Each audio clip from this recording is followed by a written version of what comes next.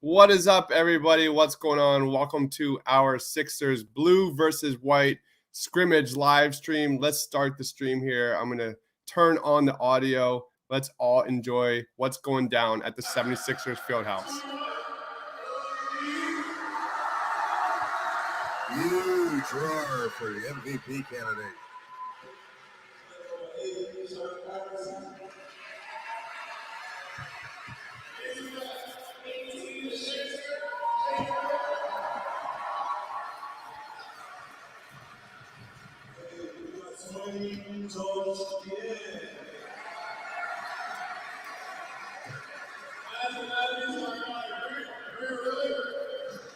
What about Danny Green?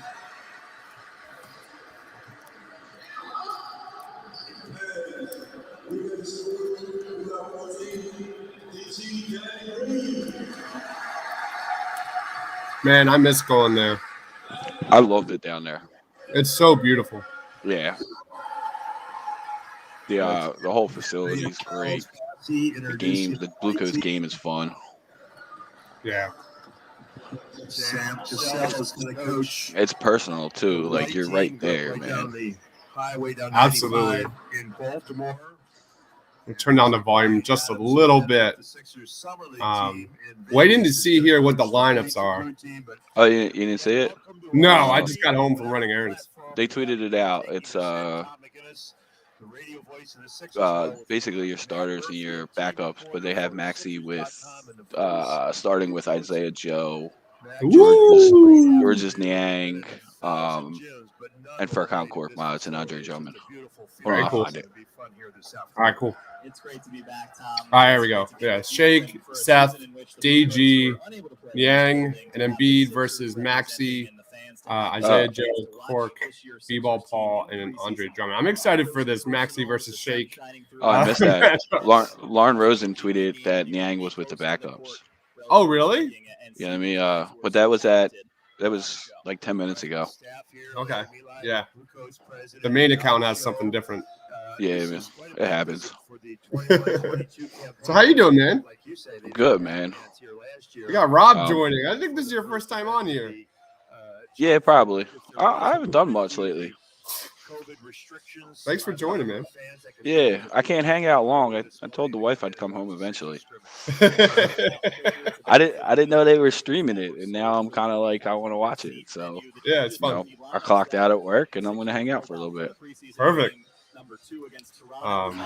Yeah, I'm just gonna react to it. I got nothing planned, nothing really scheduled to talk about other than just enjoy it. It's Saturday, man. Yeah, I thought it was Sunday. Really? I thought the scrimmage was Sunday. I would have tried to go because my wife works tomorrow, so I have all three kids. Oh. All right. Drummond versus Embiid is awesome. Oh, my God. Love it, man. I can watch this all day. Ooh! Drummond 1, Embiid 0. Let's see how this goes. Nice feed to Drummond there. Easy dunk. For Doc Rivers in Philadelphia this season. Tyrese Maxey defending Shake. Yo, Georges Niang shoots so fast. It's insane. He really does, man. That was such a huge pickup. I think Thiago said it the other day. He's like 1.3 seconds. Here's Joe with a three. No Embiid. It looks like it's only like, oh no, it looks like this blocked off a little bit because I was about to say it's only like halfway full, but it looks like that the first like 4 rows are blocked off. Yeah, I bet you it's a COVID thing. Yep. When I think when you go to the games, if you get close enough, you need a vaccine or a negative test. Got it. I mean, I was 6 rows back on Thursday or whenever they played. Nice. I love preseason games. There's nobody there. Like, it's not crowded, but it's also not as you don't get the flames and the intros and all that other stuff. Cool. Yeah. I'm not going to lie. Oh, go ahead. Sorry. When you bring a 5-year-old, you never really know how long you're going to be there. So Yeah. and I think I paid like $70 for 2 tickets, 6 rows out. I was good leaving at a half. That's cool. Yeah. I've got a 2-year-old, so I'm a little hesitant on going to a Sixers game, but I'm definitely going to get her to a Blue Coats game for sure. That no question. The only time I've been down in Delaware was covering the team, and I want to bring my kids down there. Yeah, My son he loves Star Wars, so I might try to do a Star Wars night. Were you ever there for that? I actually wasn't. I don't think I was. Ironically, 'cause I'm a huge Star Wars nerd. So Yeah, they do a Star Wars night, and people come like dressed in costumes and stuff. It's really cool. Like the Darth Vader that was there was legit. ooh, Isaiah Joe with a triple there. Yo, I don't know how if he keeps shooting like that, they don't play him this year. Genuine floor spacer, man. And of all the plays that he made last Thursday night, I love that that pump fake step in and hit that mid range jumper. Like this dude has a lot of talent, and the fact that he shot 10 attempts per game during the summer league. Like this guy's not afraid to shoot it. The Sixers need to take more threes this year. They have to take more threes and space the floor better. I mean, Joel even talked about it, talking about him and Tobias taking more. But like Joe can do more too. Like he's just not a shooter. No look pass to B-ball Paul from Tyrese Maxey. They're not playing much defense. No, it was like watching the All-Star game. What do you think about Shake starting with the starters again? I hated it. I was like, what are we doing here? No, that's all. You know what? I keep going back to the NBA draft when Jaden Springer, like God love him, the dude is just a deer in headlights, man. He is a rookie's rookie. Oh, He's not yeah. ready to contribute. And when it comes to Shake, I keep going to the NBA draft because you had like Cam Thomas, Bones Highland, and Quentin Grimes. Like they were this close to getting Nishan Highland, who is a bona fide floor spacer and ball handler there. And we were this close to getting one of those guys to back up.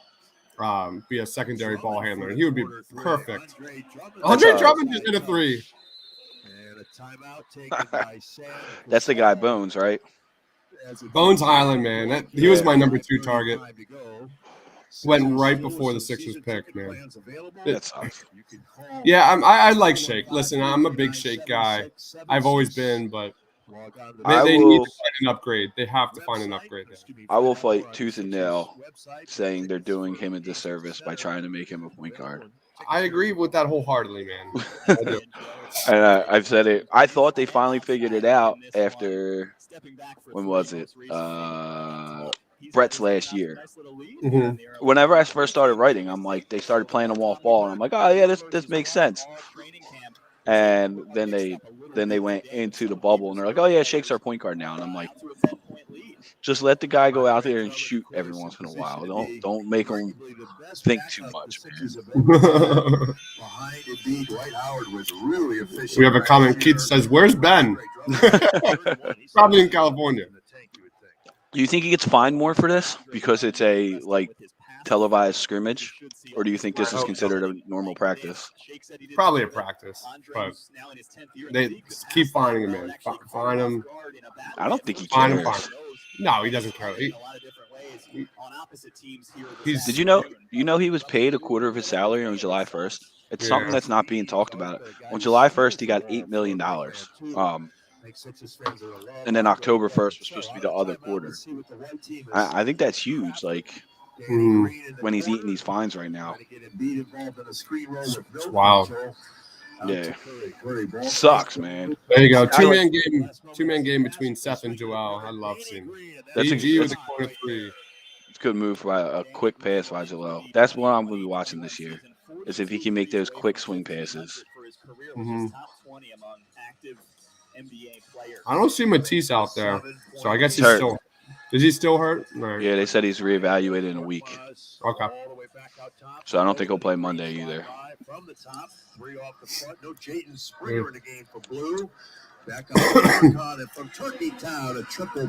Furkan 3. Did he say from Turkey Town? Yeah. Who's calling it? I can't hear it real well. Sounds like Tom McGinnis. Is it? Yeah. It's really like muffled. Yeah, I was thinking about bringing it up on another screen, but I didn't know if it would mess up this. What's up, Justin? Yo. What's up, bud? What's up? Been a minute. Just enjoying my Saturday, watching some Yeah. sick. Oh, Furcon from deep. Oh, all right. The Painted Lions couldn't get you in the building? Let me get. Is Austin down there? I have no idea. Whoa, we got technical things going on. Something's going on with the stream. All right, well, we have technical. All right, we're back. We're back. Justin left. I mean, I know I could probably go down there if I ever wanted to. That beat work's just not for me. I don't want to. I enjoyed it though. It was a hell of an experience. You think Keith got his answer? Not in Delaware. Not in Delaware. Not in Delaware. Not Delaware. Not Delaware.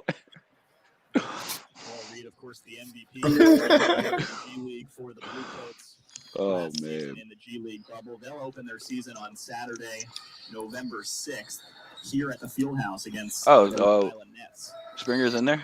This year's edition. Yeah, Jaden Springer. He had an offensive board that led to the Furcon 3, but he's definitely bringing the ball up here. He turns it over.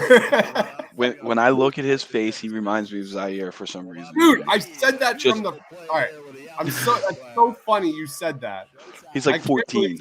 Literally the first summer league game. The first summer league game. My takeaway. I wasn't comparing them, but they absolutely looked the same to me. Ooh, Isaiah Joe from the logo for 3. But he screamed Zaire Smith. He just looks like the game. Just that. So his facial expressions. Yeah, he's like, "Whoa, what did I do here? Like, I don't know. I don't know what I'm doing, guys. Like, he needs at least a year or two to even think about getting on an NBA court." Yeah. Can you hear me? Yeah, we can hear you. Okay. My mic was like glitching out there for some reason. I don't know what was going on. The stream's glitched out too, so maybe. Okay, maybe that was it. Then that might have messed it up. Yeah. Austin is down in Delaware today. By the way. Yeah, he is. He is down there. That makes sense. He's your guy's full-time Sixers guy this year, right? Yep. Yep. Yeah. Yep. Yeah, they're jacking right now. Yeah, they really are. I mean, I get it's a scrimmage, but they're legitimately looking to shoot. Yep. Action, both teams heating up a little bit here. Dude, Maxi's penetration. I know everyone talks about it, but Maxi's penetration is no joke, man. Oh, it's the best. Yeah, when he showcased that step back 3 like he did in the first game of and on Thursday night, man. If he starts hitting that at an average rate, man, I don't know how deep. If he's even hitting that, if he's even hitting that at like a 35% rate, like that's even that, like that kind of shot with how much, like if he can hit like a 38% spot shooting and then hit like the dribble shooting threes at like a 35 to 37 rate, he's gonna be dangerous. He's missed a couple layups in traffic. Yeah.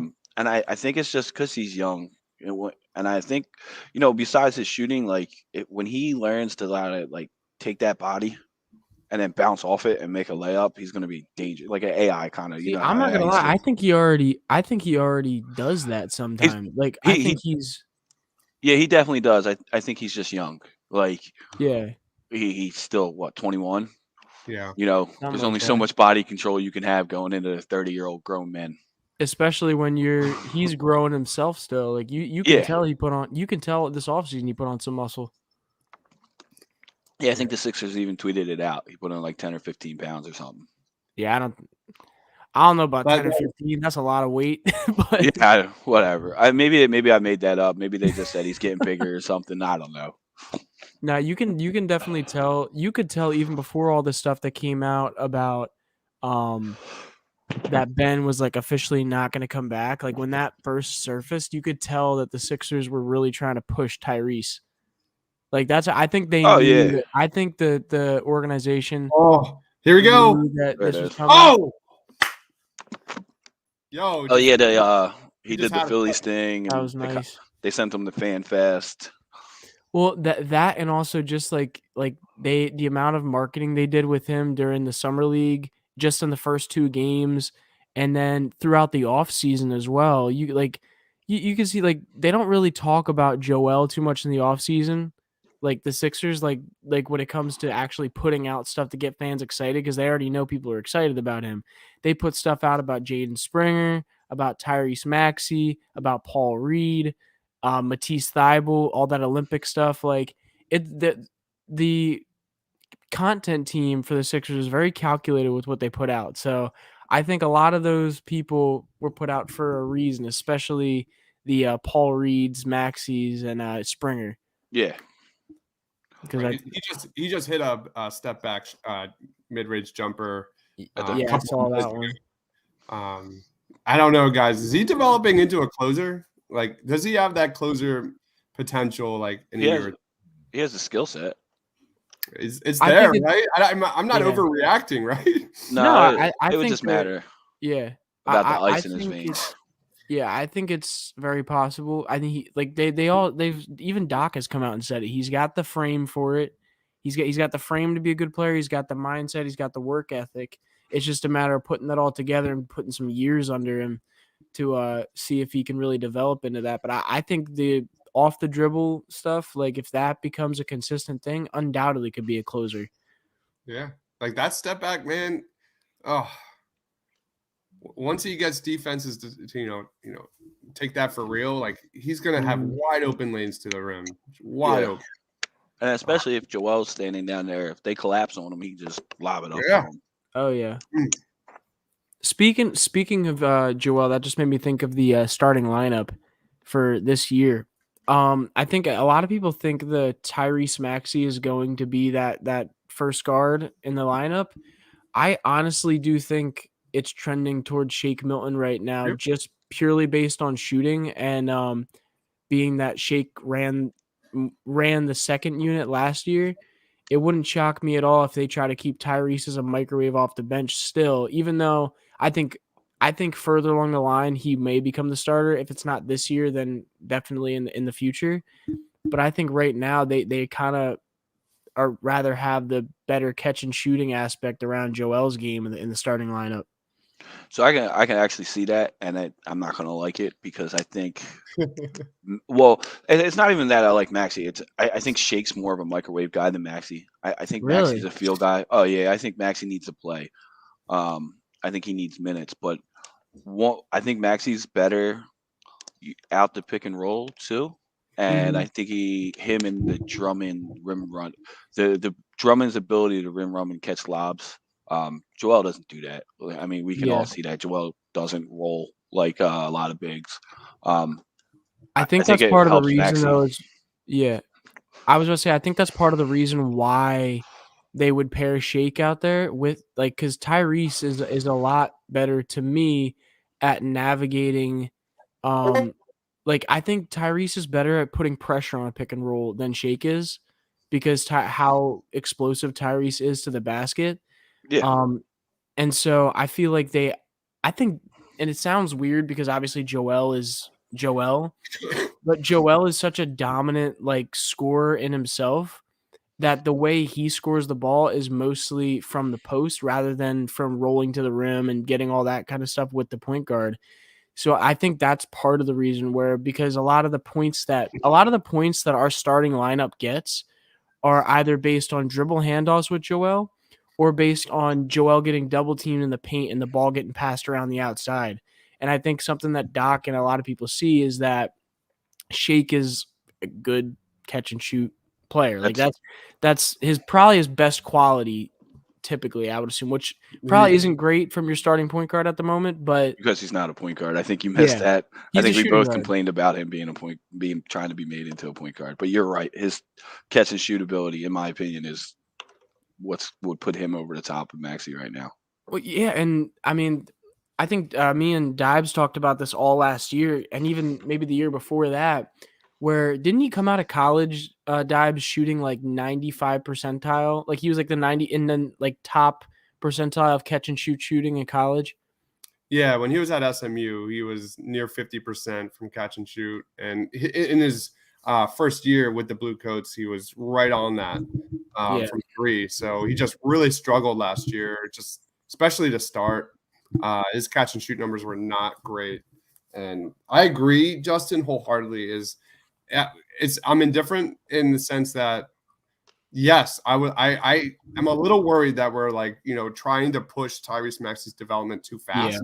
And I do agree that I think his role is best suited this year as that microwave offensive weapon off the bench. However, if we could bring in an upgrade point guard over Shake, I would do it in a heartbeat.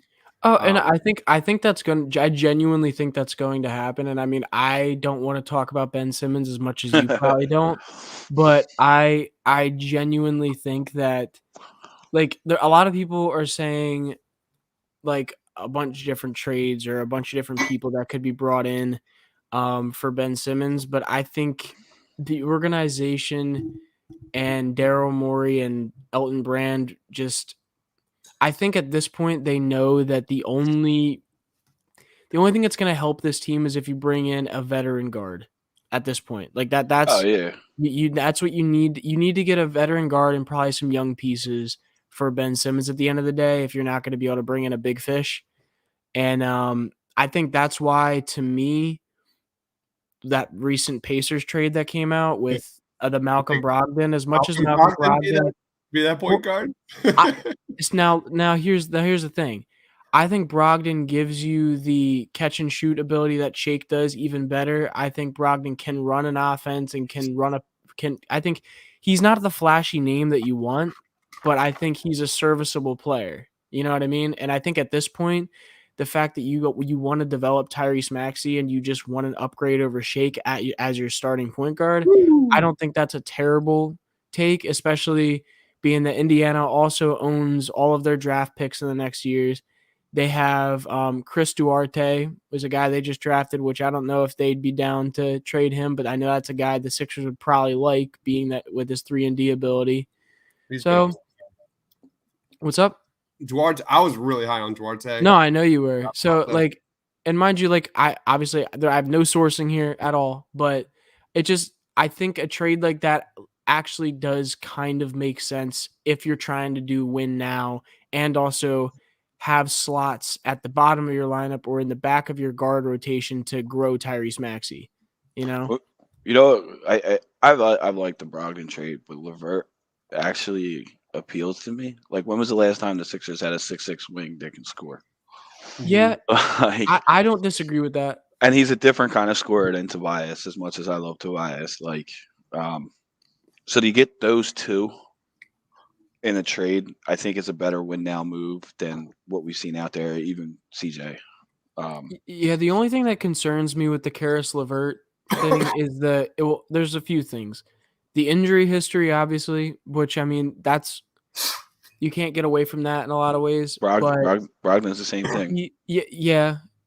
But I think Karis in that trade, though, Brogdon's kind of a short term in that trade. I think Karis is really the thing that you want and the thing that you want to grow and you hope can grow into a really good piece on your team.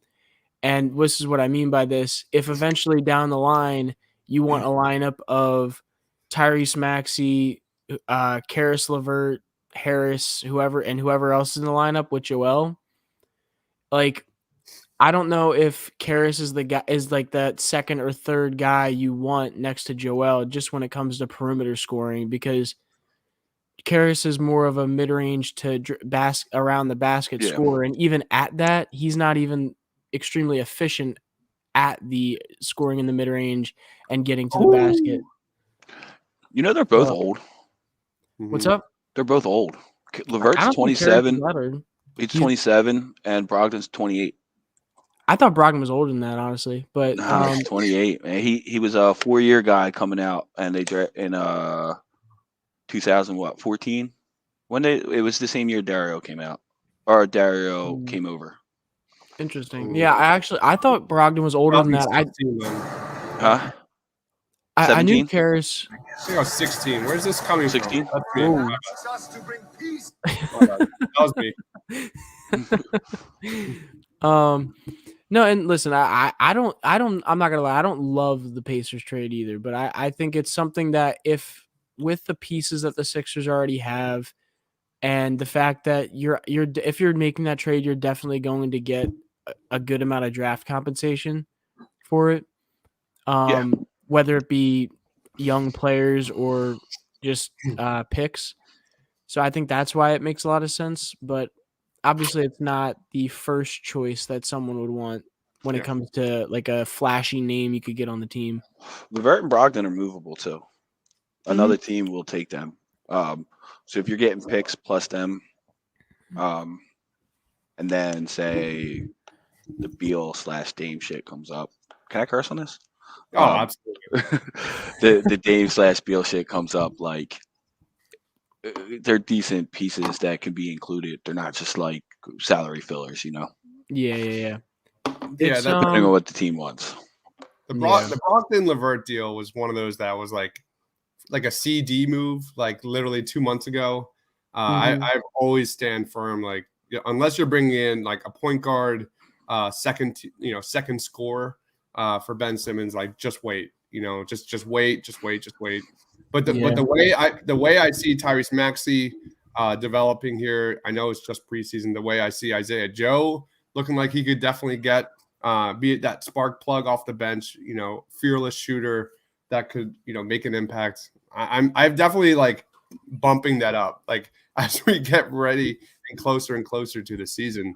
I do like Brogdon. I do think he's a really good fit. Like you said, Justin, I'm not on the Karis LeVert train. However, there is a piece of me that just wants it to be over, and then a bigger piece of me though still is in that frame of mind. Just wait, just sit on it, just wait and see what comes up. Daryl Morey better be working his ass off because that's what it is. So I was very open that I think this should be done before the beginning of the season. But I've kind of changed my mind. I think you should go. They could go somewhat into the season. I don't think you drag it out too long. I think eventually you guys are going to get pissed off. And I think if he drags it out too long, the turning point is going to be Joel going to management and saying, "Get this over with. I want to win." If they're losing. I'm gonna be honest with you. I don't think Joel is going to do that. I think I think Joe like completely trusts Daryl. Like honestly, I really do because they really handed Joel the keys last year completely. If they start losing. If they start losing, I think Joe is gonna be like, "All right, you know what? I need to do more." Or our players here need to do more. I want to get the right guy here. I think Joe knows his injury history. He knows what he's capable of, but he also knows that he needs somebody here to help him carry this team. You know what I mean? Like Joe is as great and as powerful of a player he is. I think he is super grateful to this organization. I think we've been able to tell that, and obviously everyone wants to win, and of course he wants to win at a high level this year, and everybody on that team does. But I think he knows that if he doesn't get the right piece or the right pieces in this trade with Ben, that it's really going to stunt what the Sixers have going on here. And I mean, Austin has said this a few times, and I think Dibes has probably said it too. This is like Ben is really like their last big trade chip and trade piece to where they can build this team. Because otherwise they're kind of screwed. Like they're up against the cap. They don't have they're not going to have any low draft picks when you have Joe and Tobias on the same court right now. I'll argue that to the death of me that the low draft picks thing, or people look at draft picks, especially coming from a trade, as invaluable because the Sixers will be good. Yeah, is nonsense to me. Nobody knows if the Sixers will be good in 2026. And I'm not saying 2026. Well, that's how they have to trade. So, like, I don't know. I might have missed it because I was actually reading something. But, like, say you get a draft pick from the Blazers, right? By sending Ben. We go, oh, well, those draft picks, the Blazers are going to be good. Like, no, those draft picks are 2023, 2025, 2027, 2029. So from a Yeah. value standpoint in a trade, you're selling a team a 2026 pick, which Mhm. who knows? Joel gets a Sixers 2026 pick unprotected is huge. Because Oh, if for Joe sure. gets hurt, that's you don't know. You know what I mean? Yeah. So like I think people, and I'm going off on a tangent here, but I think people saying like, oh, future draft picks are just going to be, middle pack things. We don't know that because you can't trade back to back picks. Yeah. Well, when I say draft picks, I mean more of the sense of like the next like 2 years is more what I'm looking at with like I think it's now correct me if I'm wrong. Obviously, Joel has a longer contract than that, but I'm talking like Tobias Harris, Danny Green, Tobias has 3 left. 3 left. Yeah. So like in this time of contention for the Sixers, it's gonna be probably not the easiest to get a guy on the team. Like you're not gonna be able to sign a free agent most likely, to bring like because you don't have the money to offer them. You know what I mean? At this Yeah, point, they would have to dump So- Ben and Tobias. exactly. So that's my point with what I was trying to say. Not necessarily on the draft. Like what I mean with the draft compensation is that you're not gonna be able to bring in some like top of the line 5-star stud. Nice defense. Unless, Oh yeah, so I got you. yeah. So I agree with you that I like about the stuff you were just saying about the draft stuff because you don't know that far down the line what those picks are going to look like. But I think any draft pick the Sixers should look at as not as drafting somebody as a trade piece. yeah, well, So I think that's why I was low key confused before this year's draft when they traded for that second round pick. I forget who they traded with to grab that. When they did that, I was yeah. I think you're right. But I was kind of interested to see why they did that because I'm like, yeah, that they need to get some young guys on this team. But I thought they were gonna trade up, and then I was like, also in the back of my mind thinking, I'm like, okay, well, they're not gonna use that for a trade if they're trying to trade away Ben or Tobias because the second round pick that's not gonna move the needle for someone in all reality. So I was kind of just confused. Like, unless they really like Charles Bassey or people in that range in the draft. Like, I don't know, Dibs, do you have a thought on that? Because I know you covered the draft a lot. So why do you think that they, like, was Charles Bassey in, like, that area of the draft really, really, like, high class in comparison to most years? I think he fits the Delaware Blue Coat system very well. But I do think the value of his contract there's something to be said about that. What was his contract? He got what a 1 year guarantee, but 1.5 1.5 year. Yeah, he wanted the second year. Yeah, he wanted 2 years guaranteed. He wanted a 3-year contract, 2 years guaranteed, but the Sixers only gave him a year and a half, I think, and the rest of it's unguaranteed. Yeah. Mm-hmm. So they met halfway. They said a lot of people were saying he would have went sooner, but he wasn't willing to take it 2-way, and I think that took teams off. Daryl, to me, like Daryl's always been praised as the guy who finds talent around the margins, and I guess he thought maybe that second round pick of Bassey is one of those around the margins type of impacts eventually. I mean, I don't think it's. I think it's definitely. Maxey switched teams, by the way. Oh, did he? Yeah, he's running with the white team now. I haven't seen Joel come back in yet, so No. I'm watching Jaden play. Oh, Bassey's in there too. I didn't see that. Bassey's in there. Henry's in there. Yeah, it looks like the white team's subbing a lot of third stringers now. Shaq Harrison's in there. Yeah, I hate him. Think is going on? Is Harrison just a training camp guy? I hope so. I would be shocked if like he's on this team afterwards. No, he's definitely not part of their 15. Yeah, no. I mean, unless they keep him on just as like a defense kind of guy, because I mean he was kind of known as a defensive wing, defensive guard. So like mean, I could kind of see it if they're like, okay, well, Ben Simmons isn't going to be with this team at least early in the season, so we gotta bring in somebody that can really guard, like, or at least put in that defensive effort. Sometimes, like, I don't know. I don't know who you'd cut for him. Well, I don't. I'm trying to think. Well, I'm trying to who's think. Who's their two-way their guys? 15?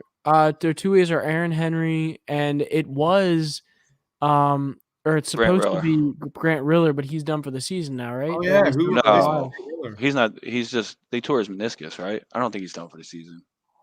All right, well, he's done for a while then. Yeah, because he's getting surgery on that. I'm almost certain. Yeah, they said he got surgery. I think it depends on the size of the tear, how long he's going for. Well, but who's their 14th and 15th guys? It's Bassey probably, and Paul Reed. No, Paul Reed's gonna be higher than that. It's probably Jaden Springer. So all those guys are young with a contract. He's not beating Springer out, even if he's better than him.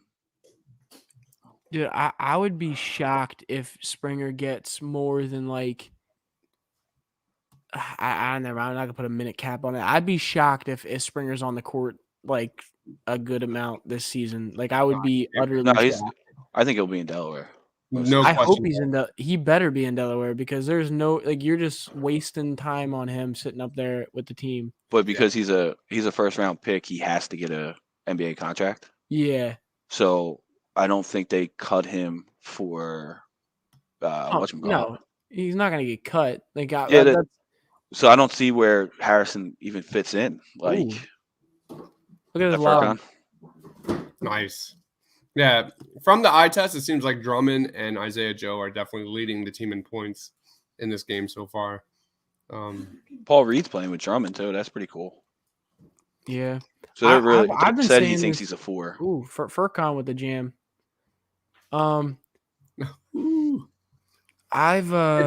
It's this comment, Justin, that damn, I wish we could have gotten Cam Thomas. Oh yeah. Yeah, I go back to last year's draft when we missed out on Cam Thomas, Quentin Grimes, and Nashawn Highland. Bam, bam, bam, right before the Sixers draft pick. I remember if you go back live, like I was not high on Jaden Springer. There you go. Little show. Showing off some athleticism. From Jaden Springer. Now Tyrese coming on the other end. Oh, you missed it. But no, yeah, I agree. You replaced like Bones Highland with Jaden Springer, like having a completely different conversation. I think like I would have loved to see that guy bring the ball up on this team. Like Isaiah Joe, he has so much range, and he can, he's got some ball handling ability, and not so much defense, but dude, imagine if they got Cam Thomas though. Cam Thomas would be so perfect on that team. Cam Thomas would. And this may sound like a big thing to say, but I genuinely think Cam Thomas right now could possibly be a better like microwave scorer than Tyrese Maxey. We'll see. And that's just purely based on his shot form, his shot make ability, and like just everything that we've seen him do. Like, yeah, mind you, that's preseason, but it's crazy to me how much of a bucket he was in the preseason. Side note, and I don't know if it's the hoodie that Joel is wearing underneath it, but their warm-up hoodies this year, they're white that I saw with like the Sixers, and they're like the short sleeve hoodies or something. I'm probably going to spend like $80 and buy one because I have problems. But I saw him at the game the other day. I was like, dude, I'm going to get one. I have problems. I buy too much, way too much shit. I'm the complete opposite. I've bought one Sixers jersey, and it was like 2-3 years ago at this point. And I was so excited about it. I'm like, this is a nice ass jersey. It was the white, just like regular Sixers jerseys, the white one. And the damn Ben Simmons jersey.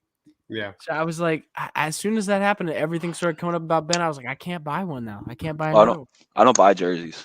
And see, that's the thing is I only really like to buy jerseys for teams, but I like to buy jerseys of people that are like influential or that like or have a are like my favorite players, but like Joel, like I don't like to get like the main guys. I like to get guys that like are kind of underdog stories typically. Like I got And then they don't last. yeah. Well, But it don't matter. I mean, like if you get a back end of the bench guy, like you can still wear that out. well, I love Thibault. Like Thibault was Yeah. like that was my favorite player. That's pretty much my favorite player on their team probably. But Do you remember? Do you remember the just a quick nod, like piggyback off of that? Do you remember Matisse Thybulle in the last blue-white scrimmage game when he had how many steals did he have? Like something really ridiculous. He had like blocks and steals. It was just a block and steal. Yeah, party. he was always on. And that I think after that, Ben Simmons like said, like, dude, this guy is ridiculous. Like, I'm pretty sure that was one of the times that everyone watched it and was just like, my lord. Because I think during that, a lot of people thought Zaire Smith was going to show out. Wasn't that the case? Like everyone was like, okay, yeah, Zaire Smith's going to come in here and we're going to see him shooting threes and all that and have good defense. And then Matisse kind of just like stole it all that day. Yeah. He needs to get to a point where he could take Danny's spot and they're going to be in so much better shape. I think it's going to happen this year. There's no question. You think so? I do. Yeah. I hope so, but I don't know if it's going to happen this year. Yeah, I mean, Danny can't be your number one defender on the can't. Oh hell no. He's too old. I love Danny, but he can't. All right, guys, I gotta go. I'm gonna get yelled at. I have to get home. I don't remember what I have to do, but we're going to a concert tonight that apparently the guy's whole band got COVID.